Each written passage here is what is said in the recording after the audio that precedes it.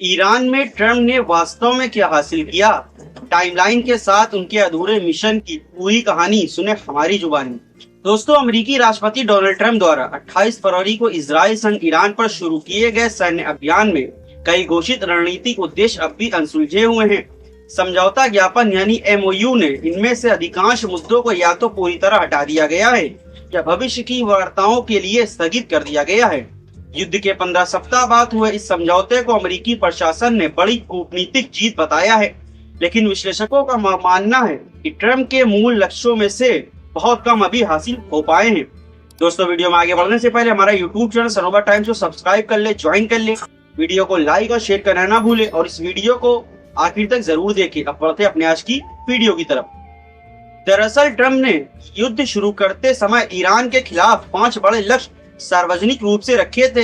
ईरानी शासन को उखाड़ फेंकना, देश में परमाणु कार्यक्रम को पूरी तरह समाप्त करना, बैलिस्टिक मिसाइल उद्योग का यानी बिजनेस को नष्ट करना, नौसेना को तबाह करना और पूरे क्षेत्र में ईरान समर्पित सशस्त्र गुटों यानी प्रॉक्सी मिलिशिया के समर्थन पर सख्त अंकुश लगाना। लेकिन अब तक सामने आए रिपोर्टों और ईरानी मीडिया के हवाले से पता चलता है कि इनमें से ज्यादातर लक्ष्य या तो अधूरे हैं या समझौते के दायरे से बाहर रखे गए हैं। सत्ता परिवर्तन का सपना रह गया अधूरा। बता दें कि संघर्ष की शुरुआत में ट्रम्प ने ईरानी जनता से खुलकर अपने धार्मिक शासन के खिलाफ विद्रोह करने की अपील की थी। उन्होंने कहा था कि यह मौका है जब ईरानी लोग अपनी आजादी के लिए लड़ सकते हैं। हालांकि अंतिम समझौता ज्ञापन में ईरान के अंदर किसी भी प्रकार के राजनीतिक या सत्ता परिवर्तन का कोई जिक्र नहीं है। तेहरान में धार्मिक नेतृत्व अभी भी मजबूती से कायम है।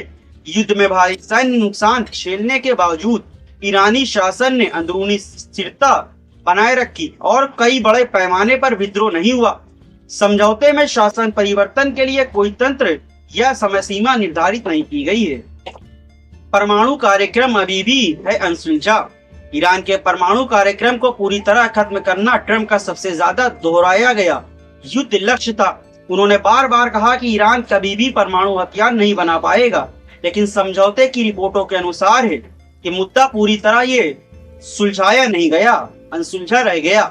ईरान के अत्यधिक समुद्र, यूरेनियम भंडार और संवेदनशील परमाणु केंद्रों से जुड़े सवालों को भविष्य की वार्ताओं के लिए छोड़ दिया गया है।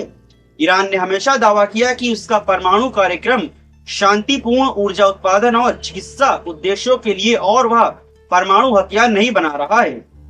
मिसाइल कार्यक्रम एजेंडे से बाहर ट्रम्प ने इजराइल के बैलिस्टिक मिसाइल क्षमता को पूरी तरह से नष्ट करने की कसम खाई थी।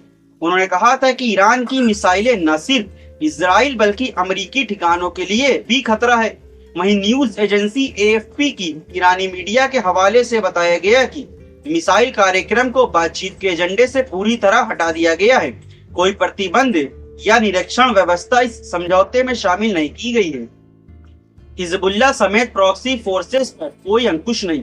अमेरिका और इजराइल का एक प्रमुख लक्ष्य दोस्तों लेबनान के हिजबुल्लाह, यमन के हुती, इराक और सीरिया के ईरान समर्थित सशस्त्र समूहों को दिए जाने वाले हथियार, धन और प्रशिक्षण यानी ट्रेनिंग पर रोक लगाना था। लेकिन समझौते में इस दिशा में कोई ठोस प्रावधान नहीं है।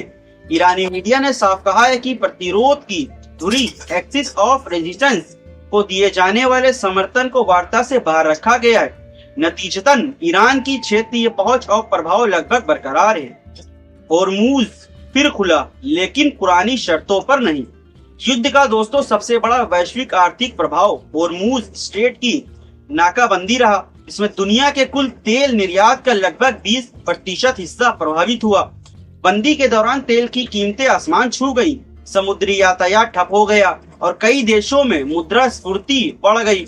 अमेरिकी अधिकारियों ने जलमंडल रूपमती को फिर से खोलने के अपनी बड़ी उपलब्धि बताया, लेकिन ईरानी अधिकारियों ने स्पष्ट किया है कि मार्ग का संचालन पहले जैसा स्वतंत्र नहीं रहेगा। तेहरान अब इस रणनीतिक जलमार्ग पर अपनी निगरानी और नियंत्रण बढ़ाने का इरादा रखता है।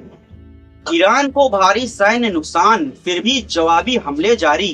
दोस्तों, संघर्ष के दौरान अमेरिकी और इजराइल हमलों में ईरान के सैकड़ों ठिकानों को निशाना बनाया गया। अनुमानों के अनुसार 700 बैलिस्टिक मिसाइल बल स्थल, 500 कमांड और नियंत्रण केंद्र, 450 लॉन्चर, 250 वायु रक्षा प्रणालियां, 250 UAV यानी ड्रोन संपत्तियां और 155 नौसैनिक जहाज क्षतिग्रस्त या नष्ट हुए। इसके बावजूद ईरान ने पूरे 15 सप्ताह तक पूरे पश्चिम एशिया में मिसाइल और ड्रोन हमले जारी रखे, जिनके निशाने पर इजराइल, सऊदी अरब, यूएई, कुवैत, बहरीन, कतर और ओमान जैसे बड़े देश शामिल थे। 15 सप्ताह में कब क्या हुआ, जाने पूरी कहानी। 28 फरवरी अमेरिका इजराइल हमलों में ईरान के सर्वोच्च नेता अयातुल्लाह खमेनी, कई वरिष्ठ कमांडर और परमाणु वैज्ञानिकों को मारे गए। ईरान ने जवाब में होर्मुज अवरुद्ध कर दिया, यानी बंद कर दिया, और क्षेत्रीय अमेरिकी इजरायली ठिकानों पर हमले किए। 1 मार्च खाड़ी में ईरानी हमलों में 3 भारतीय मारे गए। कुवैत में 6 अमेरिकी सैनिक हताहत हुए। 4 मार्च को श्रीलंका तट पर ईरानी जहाज आयरिस डैना डूबा। 8 मार्च को मोहतबा खामेनी को नया सर्वोच्च नेता नियुक्त किया गया। 13 मार्च को अमेरिका ने खार्ग द्वीप तेल केंद्र पर हमला किया। 18 मार्च को इजराइल ने साउथ पार्श गैस क्षेत्र पर हमला किया। ईरान ने कतर के रास लाफान पर जवाबी हमला किया। 7 अप्रैल को दोस्तों अमेरिका ने 2 सप्ताह के युद्ध विराम की घोषणा की। फिर 11 अप्रैल को जेडी वेंस इस्लामाबाद पहुंचे और वार्ता विफल रही। 7 से लेकर 26 मई के बीच बंदर अब्बास और क्रेसम द्वीप पर बड़े हमले हुए।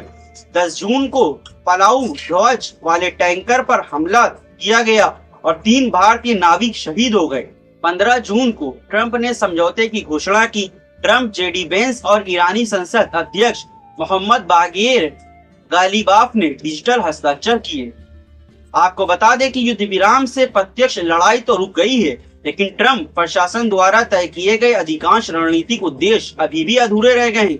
सत्ता परिवर्तन नहीं हुई, परमाणु कार्यक्रम अनसुलझा रहा, मिसाइल क्षमता पर कोई अंकुश नहीं लगाया और क्षेत्रीय प्रभाव बरकरार है। यही कारण है कि एक्सपर्ट्स इसे ट्रंप की सीमित जीत या अनिश्चित समझौता मान रहे हैं। इसके परिणाम अभी भी सामने आना बाकी है।